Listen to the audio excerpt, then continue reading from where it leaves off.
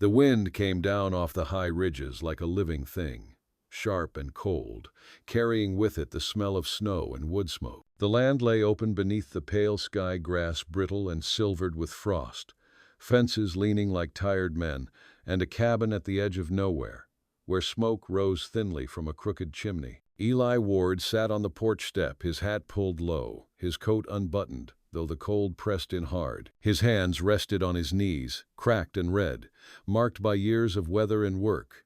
He watched the horizon without reason, as though something might come out of it to change what had already been lost. Behind him the cabin creaked in the wind. Inside, everything was still too still for comfort. He had buried his brother the week before, a small grave out behind the cottonwoods by the creek. It was not the first grave he had dug, but it was the one that had emptied the last good thing in him.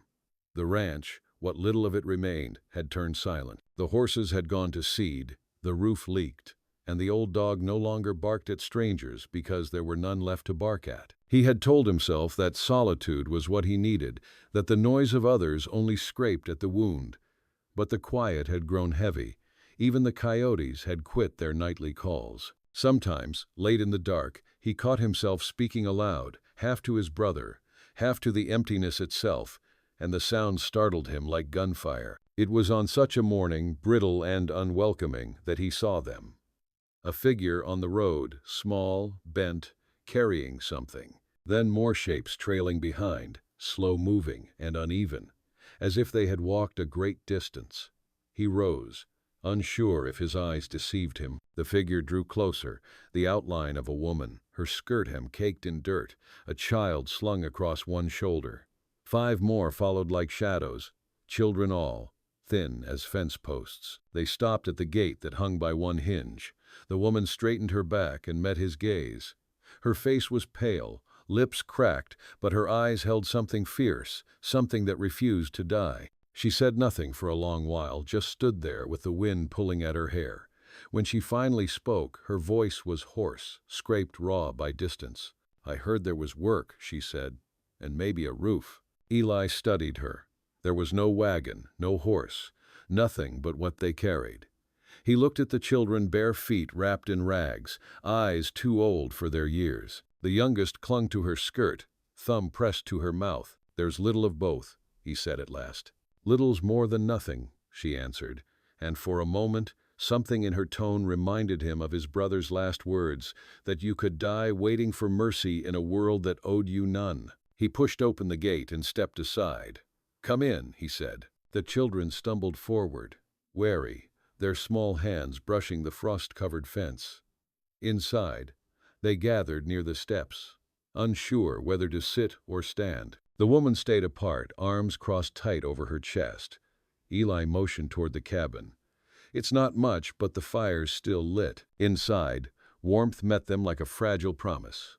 The woman looked around the rough plank floor, the patched walls, the pot of beans still warm on the stove. Her shoulders loosened just slightly. "What's your name?" Eli asked. "Clara," she said. "Clara James." He nodded. "I'm Eli Ward." They did not speak much after that. He filled their bowls with what little was left, and the children ate in silence, the only sound the soft scrape of spoons. When the pot was empty, Clara thanked him quietly and sat by the fire, her eyes closed. The youngest child crawled into her lap and fell asleep within minutes. The others huddled close, like small birds after a storm. Eli watched from the doorway, unsure of what he felt. Pity, perhaps, or something deeper he did not have the courage to name. He thought of the cold nights ahead, and the empty rooms that no longer held laughter. He thought of how strange it was that one grief could make room for another kind of hope. Outside, the light was fading. The sun dipped low behind the hills, throwing long shadows over the land.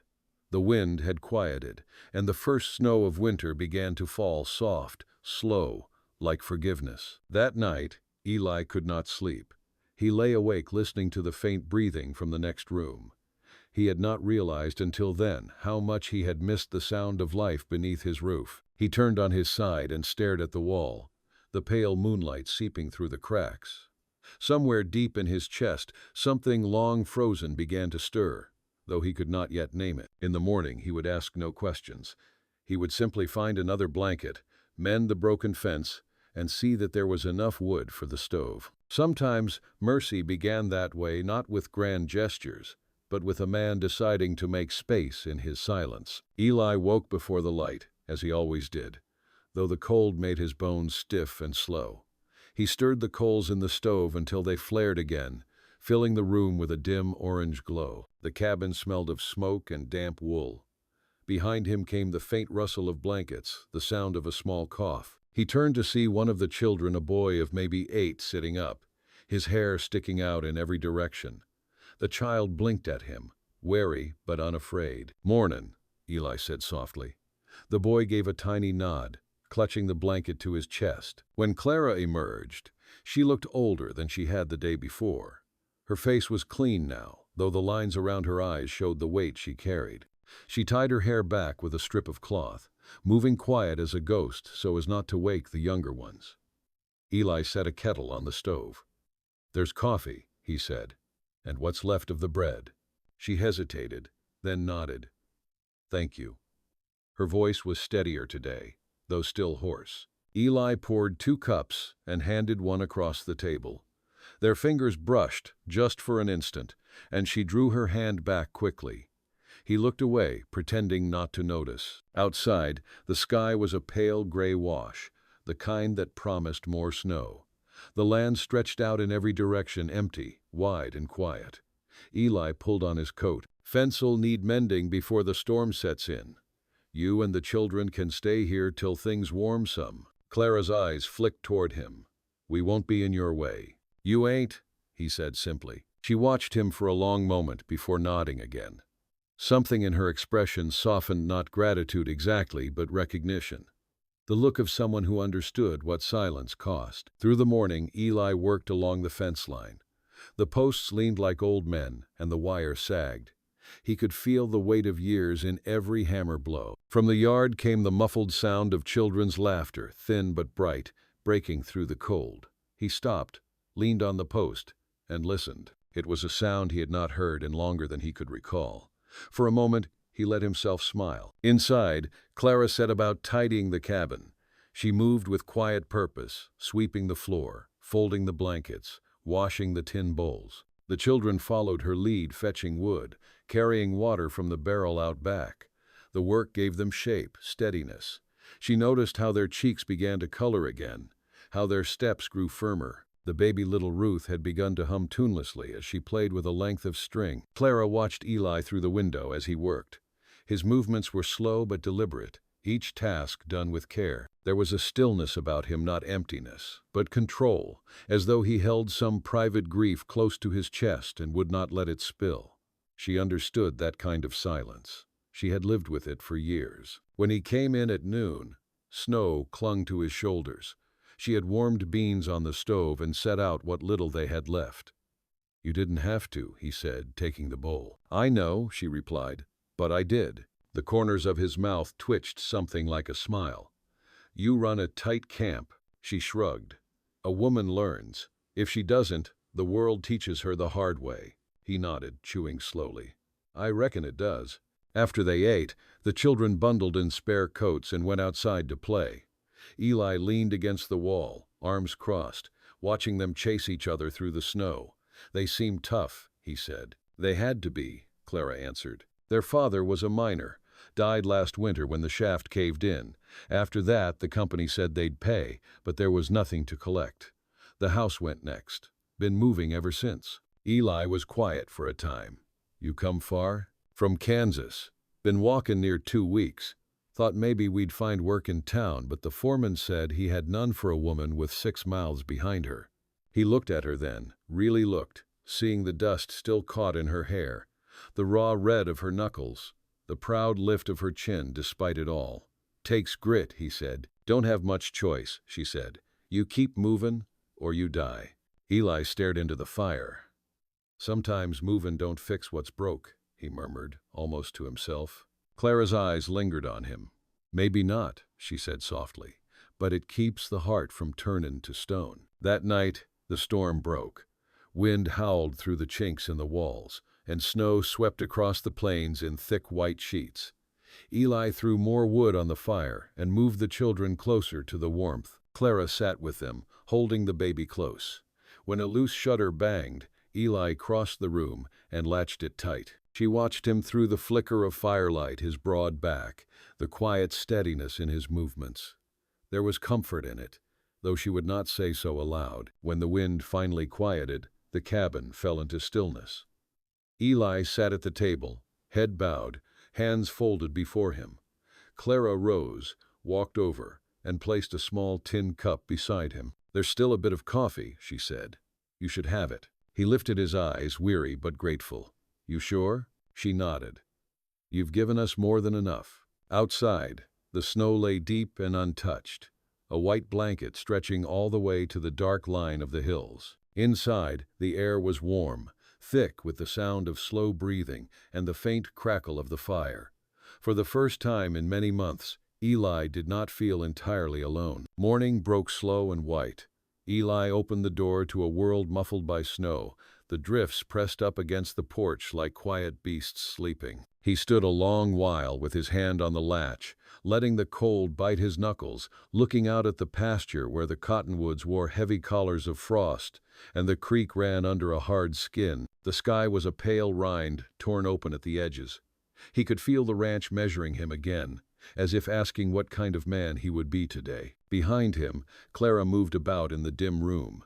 She had rolled up her sleeves and tied a rag around her hair.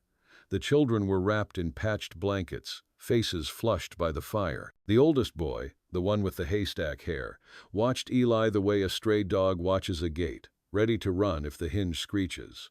Eli nodded to him and the boy nodded back, solemn as a deacon. Work had to begin, or else the day would rot. Eli handed Clara an old pair of wool socks for her boots and a coat whose buttons did not match.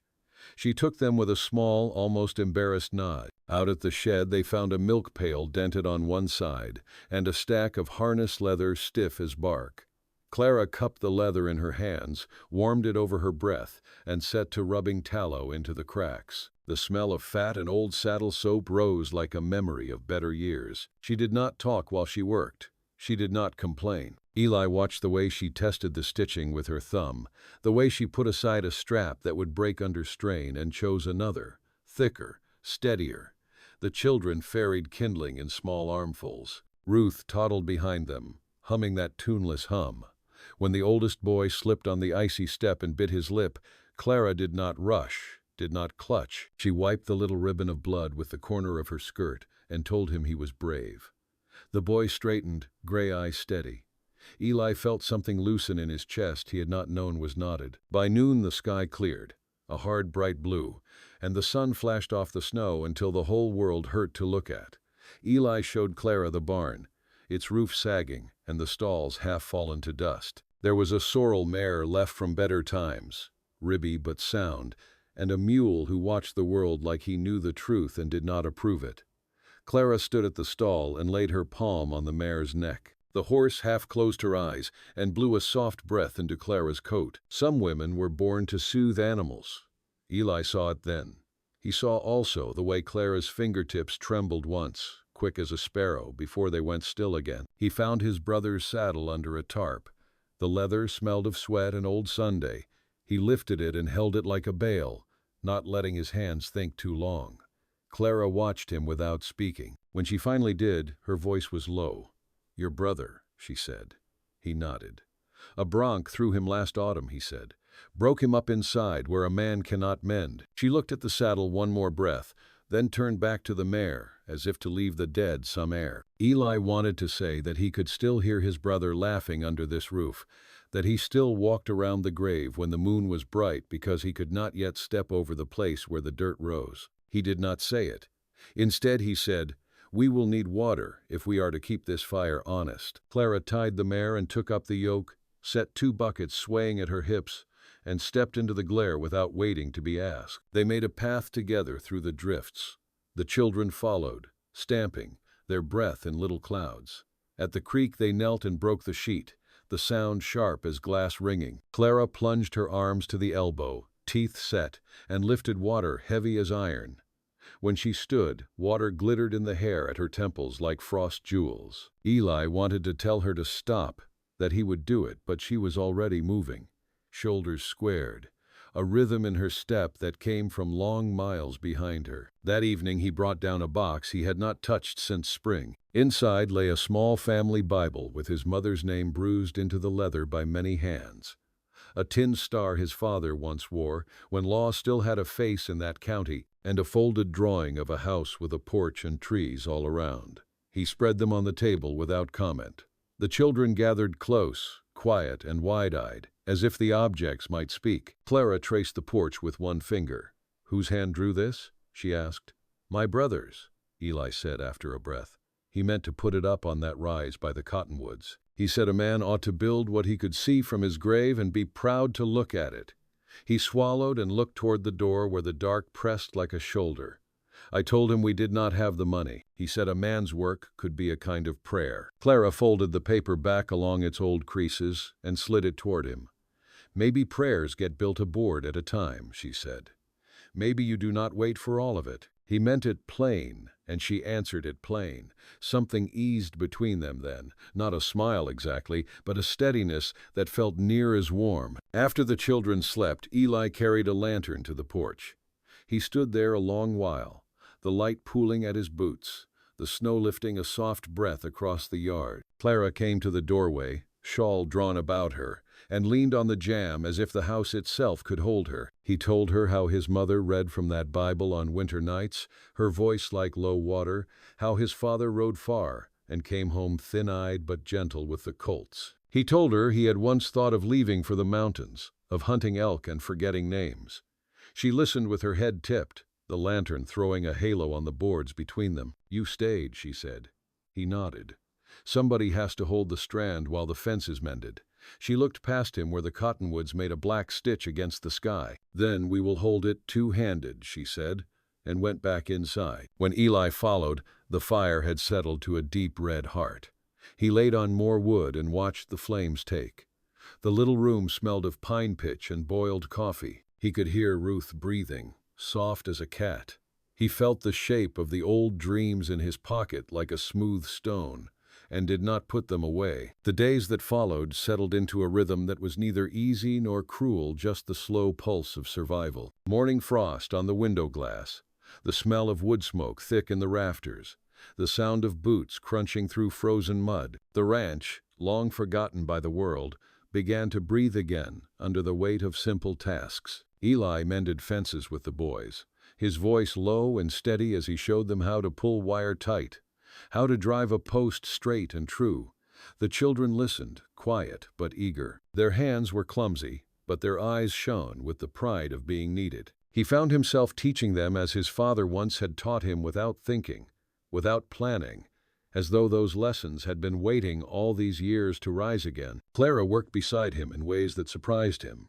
She could swing an axe, patch a torn shirt, and carry a bucket heavier than her frame suggested. She spoke little, but there was a calm in her silence that drew him like a fire draws the cold. Sometimes, when the sky turned the color of bruised violets at dusk, he would see her standing by the fence, her hair loose in the wind, her gaze fixed on something far away, something she had left behind and could not forget. He wanted to ask her what she thought of then, but he never did. There was a respect in their quiet, an unspoken agreement that what had been buried was best left resting until it chose to rise on its own. One evening, after a day of hauling timber from the creek bed, they sat together on the porch while the children slept inside. The lantern between them burned low. The cold had softened, and somewhere out in the dark a night bird called, lonely and thin. "You were married long?" Eli asked, his voice careful. Clara drew her shawl tighter. 7 years. He was a kind man, when the bottle didn't find him first. Her eyes flickered toward the snowfield, the moonlight washing her face pale. He wasn't cruel, not on purpose, just lost, like a man looking for a road that ain't been made yet. Eli nodded slowly.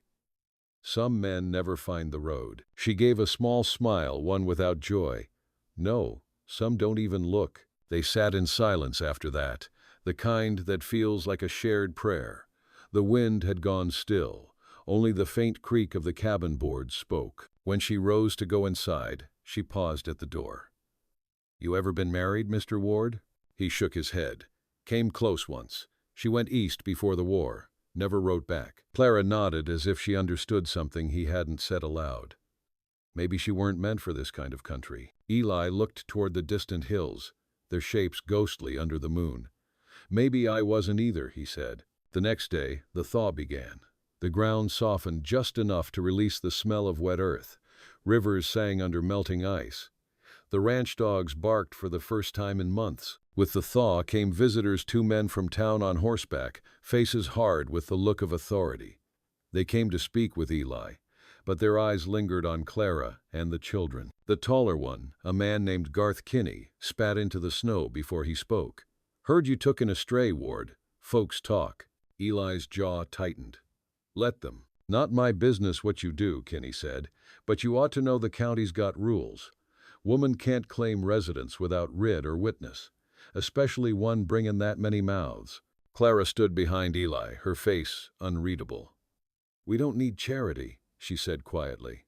"Just work." Kinney smirked. "Work's for men, ma'am. Law's the law." Eli stepped forward, his voice low but firm.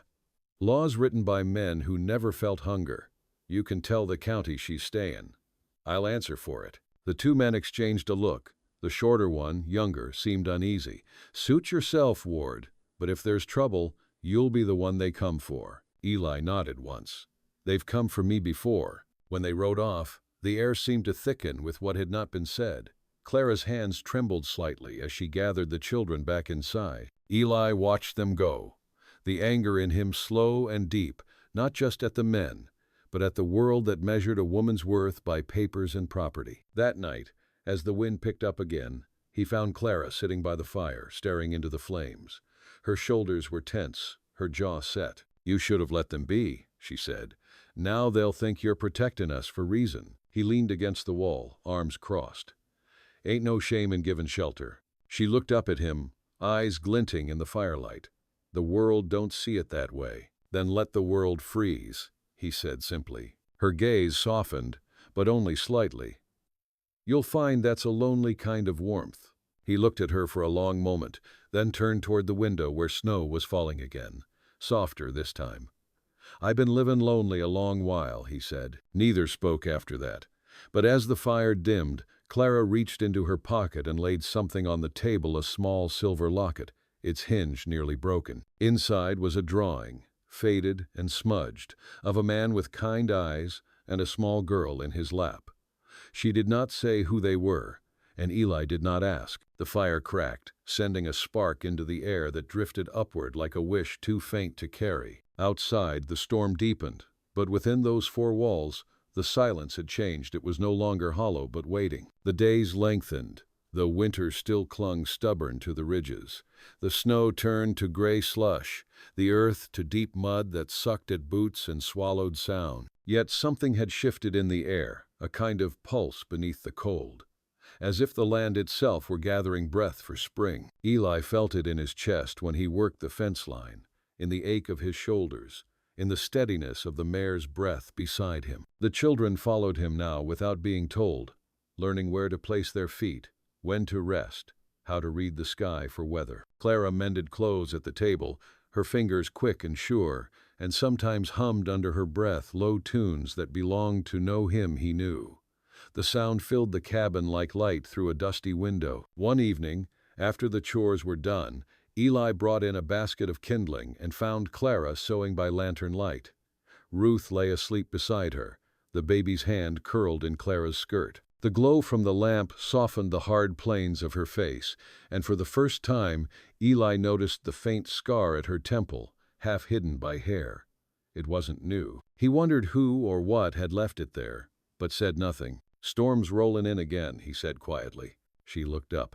Needle paused mid-air.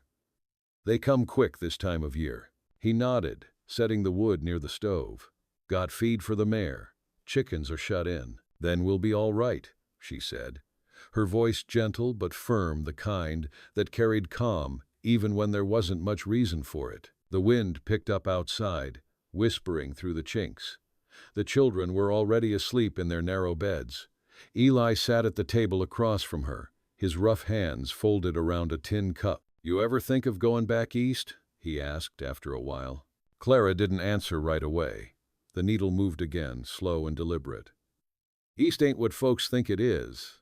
There's sorrow there too, just covered with nicer words." He studied her face, the small lines near her mouth that deepened when she spoke of the past. "You got people there?" "Had," she said simply. "My father's gone. My sister married a preacher who said a woman with too many mouths is a burden to the righteous. I didn't argue. I just packed what I could carry." Eli looked down at the table, tracing the worn grain with a fingertip. "Seems you've been carrying the world since before you should have had to." She gave a faint smile. "Ain't we all?" The storm hit hard that night. Snow blew sideways against the cabin, rattling the windows and setting the door to groaning.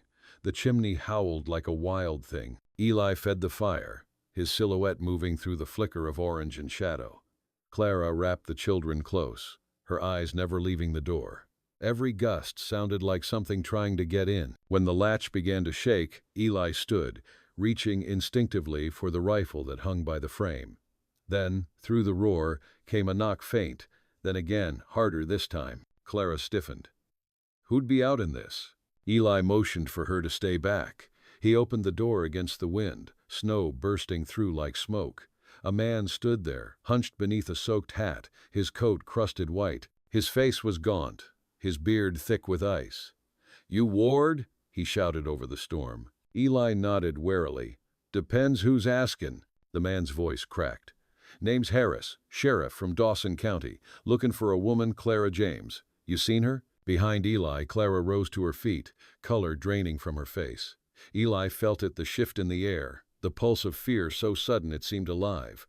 He stepped half in front of her. What she wanted for? The sheriff brushed snow from his beard. "Nothing that'd hang her, but the mining company claims she ran off with wages due the men. Says she took coin from her husband's locker after the cave-in. Law says it belongs to the company." Clara's voice came sharp from behind him. "That money was promised to the widows. I took what was owed." The sheriff turned toward her, eyes narrowing. "Law don't see it that way, ma'am. You come with me quiet, maybe they'll go easy." Eli felt the blood rise in him, slow and dangerous. "She's not going anywhere tonight," he said low. "Storm will kill you both before the law gets its due." The sheriff hesitated, then gave a curt nod. "Fine, I'll wait till morning." He stomped the snow from his boots and stepped inside. The cabin shrank under his presence. The children stirred, sensing the tension. Clara gathered them close, her body rigid. Eli poured a mug of coffee and set it before the sheriff without a word. No one spoke for a long time.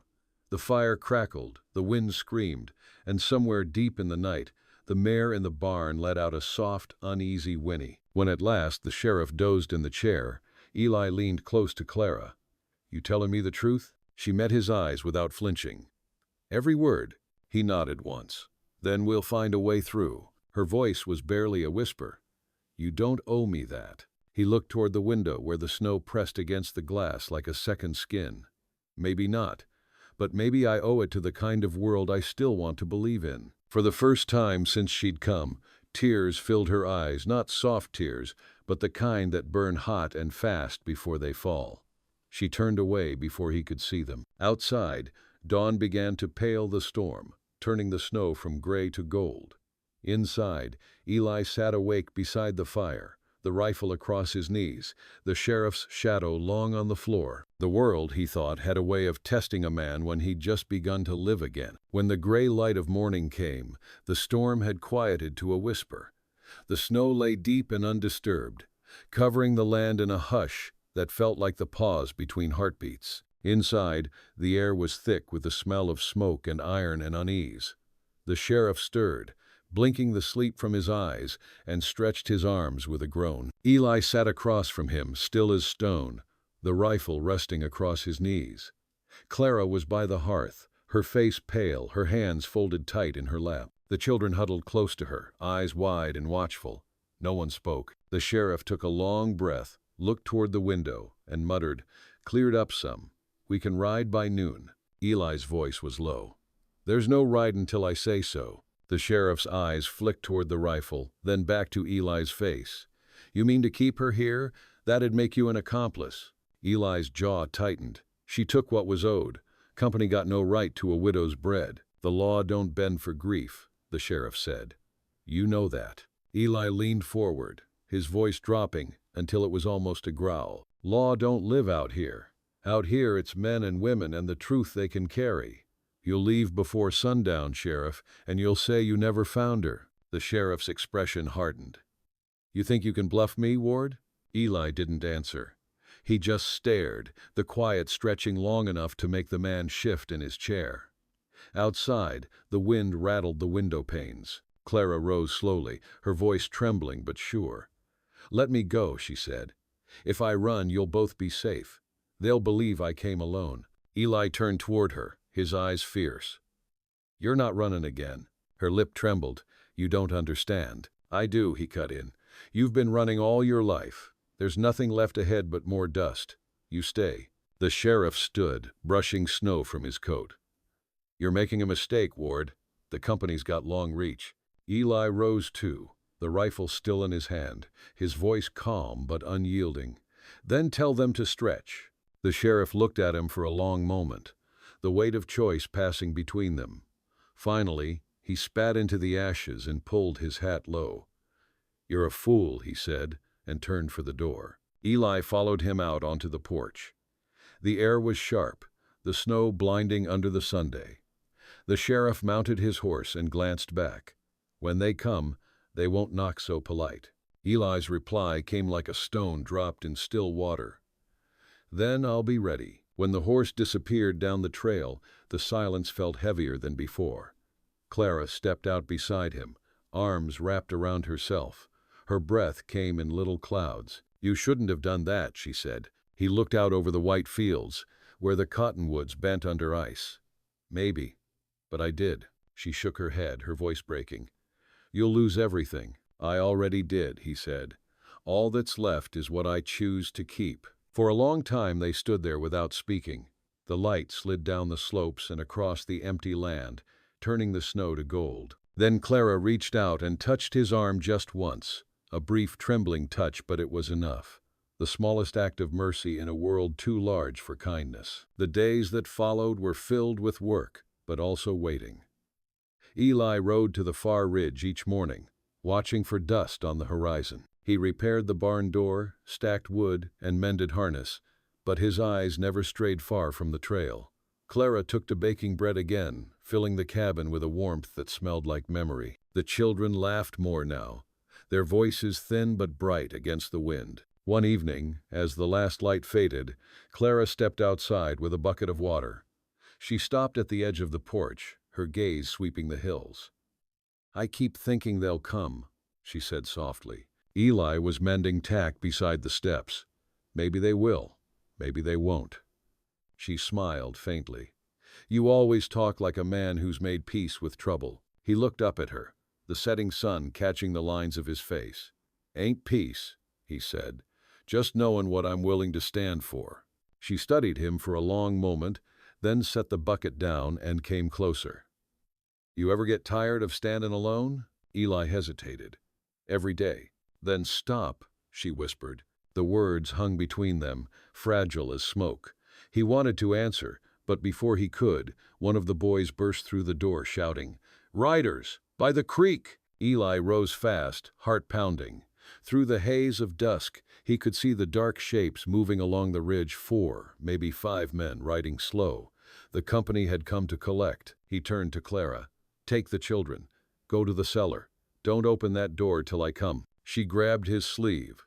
"You can't fight them all." "I don't aim to," he said, "but they'll know this land ain't theirs to take." Her hand lingered on his arm, trembling. "Eli." He touched her wrist, his thumb brushing her pulse. "Keep them safe. That's all that matters." Then he stepped out into the cold, the rifle slung across his shoulder, his shadow stretching long against the snow. The sky burned red behind the hills, the color of blood and fire and endings. He walked down toward the creek, each step sinking deep, steady, sure. The wind carried the smell of pine and gun oil. He thought of his brother's grave by the cottonwoods, of his mother's Bible, of Clara's quiet strength, and for the first time in years, he did not feel hollow. He felt alive. The light bled slow across the snow, turning the world to rust and gold. Eli moved through it like a man walking into a memory, steady, deliberate, without a wasted step. His breath came in pale clouds, the rifle resting easy in his hands.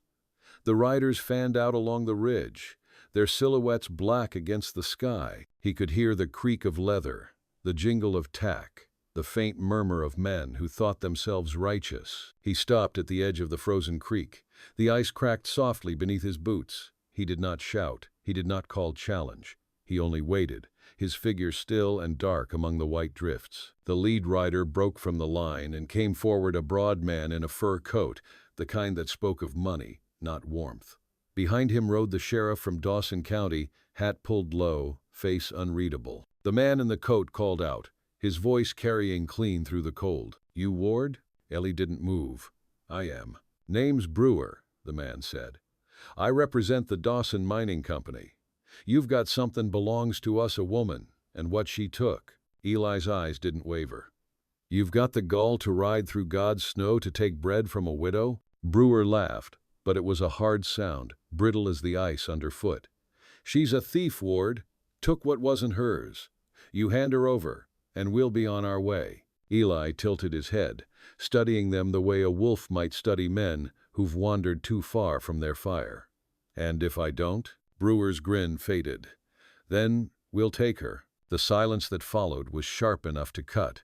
The wind dropped, and the only sound was the groan of the creek shifting under the weight of the world. Eli raised the rifle, the barrel glinting dully in the pale light. "You'll leave this land," he said, "and you'll not speak her name again." The sheriff shifted in his saddle.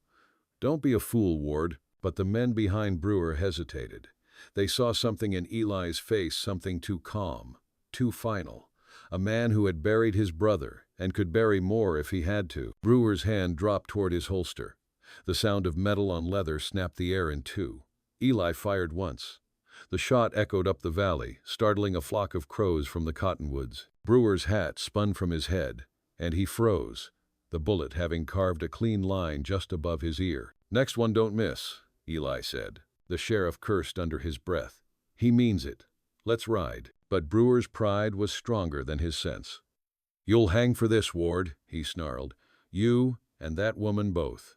Eli took a slow step forward. "Then we'll hang together. And the snow will fall clean over us, same as it will over you." For a moment, no one moved. Then Brewer spat, jerked his reins, and wheeled his horse around. The others followed, their shapes fading into the gray like ghosts returning to the hills. The sheriff was the last to turn. He met Eli's eyes, tired, regretful, and tipped his hat. "You can't keep fightin' the world, Ward." Eli lowered his rifle.